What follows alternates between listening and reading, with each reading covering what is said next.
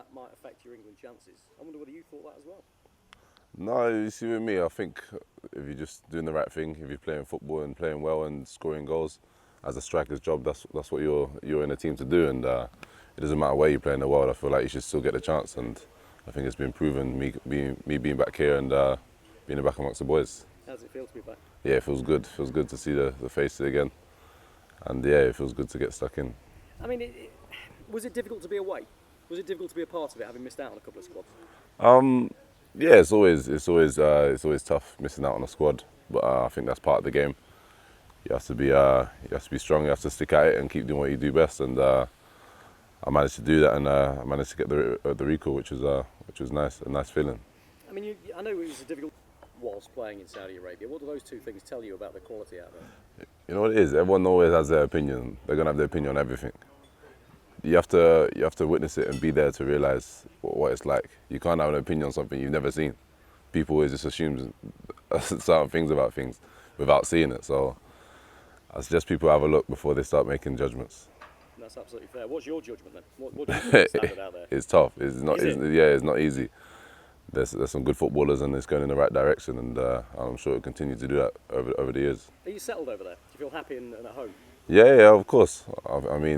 From young, I've been going on loans, going all over the place. So I think the transition for myself was tough for the first few weeks, month maybe, but then after that, it's back into my loan days, and I just got back into it, and it was good. You're used to playing in some pretty, been taken to test your core body temperatures and all that sort of thing. How have you found that? Yeah, it's tough. Like even playing out there with the humidity, it's tough, and obviously playing and doing the testing here in the heat was tough also. But the boys was grafting through that.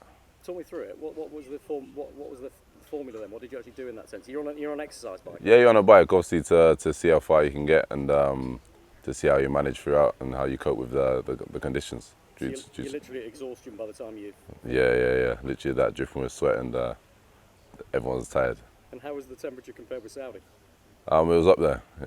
Yeah, I'll tell you that, it was up there. But yeah, it was tough. I mean, you know why the FA are doing all of this? It's to try and prepare as best as possible with sports science, with everything. The FA never leave it to chance about being as part of that World Cup squad in 12 months' time.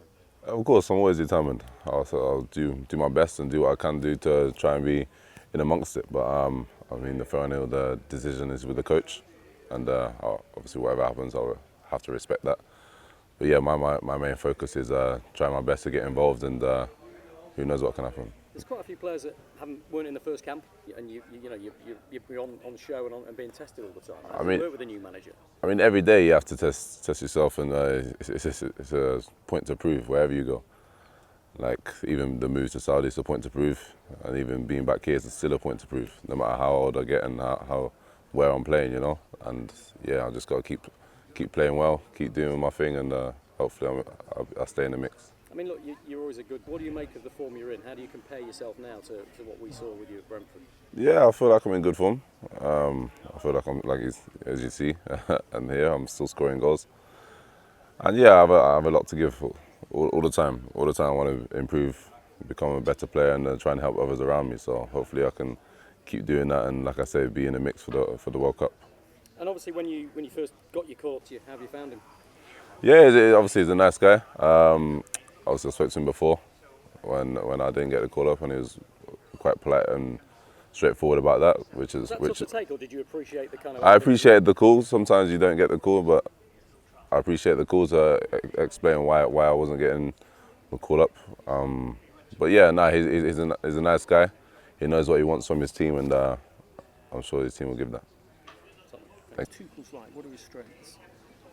I think everybody knows his strengths. He's a top manager. He's been at the biggest clubs, and he knows how to work with the top players. So I think he knows how to win games and win trophies. So we have to stick with him, and I'm sure it will come good. But what does that mean when you say he's good with players? Is it a man management thing? Is it a tactical thing? I mean, he obviously gets behind his players and gives them the enjoyment to enjoy the football and express himself, and you see that throughout his whole career. He's been doing that with top players, and it's shown. And what's it like